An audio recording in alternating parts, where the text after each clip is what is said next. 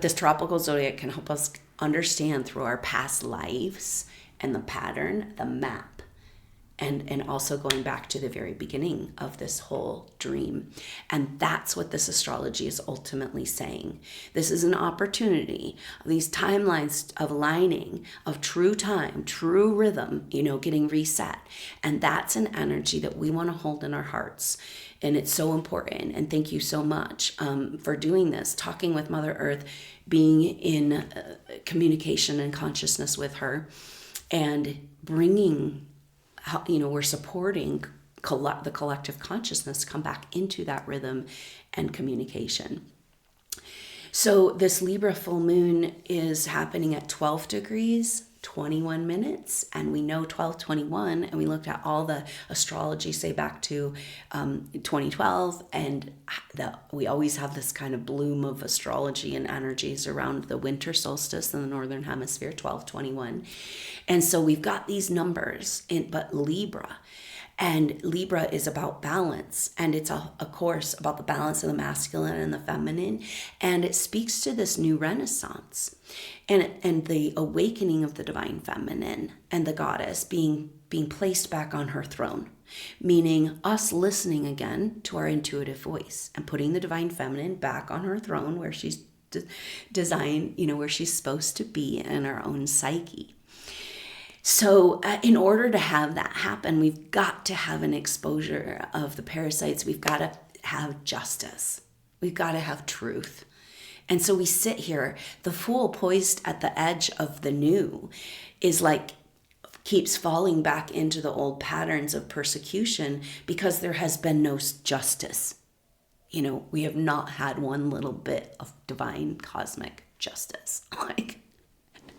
And it's like, whoa, is it all coming at once? That's a lot of justice. And that's where everything is returned to its rightful owners.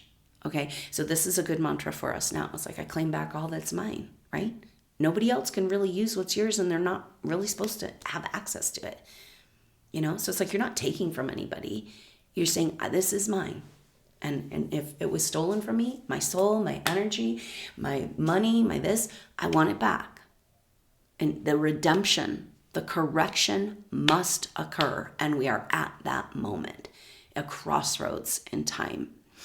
And because we know we have Mercury going back into the loop-de-loop of the Pisces, deep, raw core issues, deepest insecurities, the deepest grief, the deepest, what am I doing? Just disillusion of the self, of the constructs of our ego. And it's just so excruciatingly intense. And yet it's like, this is the end of this bloom of Pisces. And that's what she wants us to remember. So Mercury turned direct on the 21st, then comes out of retrograde shadow, making it back to 22 degrees of Pisces on the 10th of April. So once we go into this Libra full moon, and then the whole first week and first couple weeks of April in itself is just so intense and so powerful in this massive turnaround moment. And the picture that's really helpful this just came this morning as I was getting ready to sit down and do this, but this picture of you in your own light, in your own light body, and kind of it's like you're ordained, you're recognized, and you have this illumination.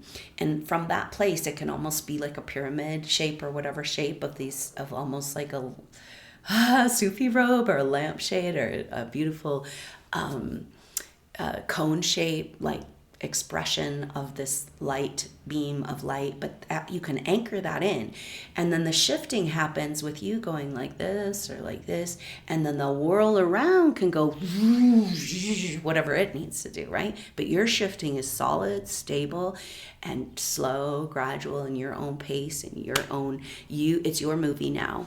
You have a right to exist and grow and heal and come into your technologies. There's room now in your body, to incarnate this bigger self.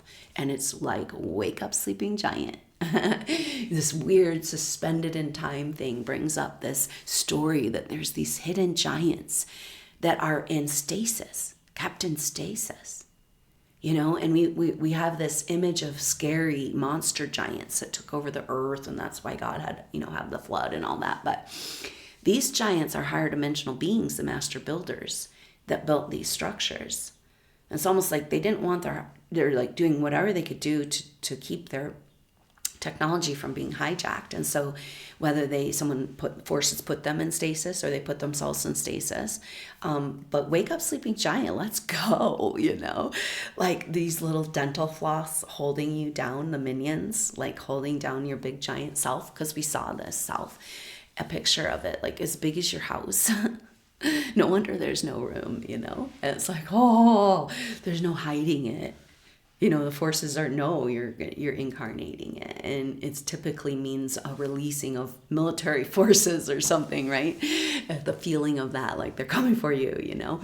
And so we are kind of getting used to the fact that we have the permission now, and we are stewards of our own body, Mother Earth.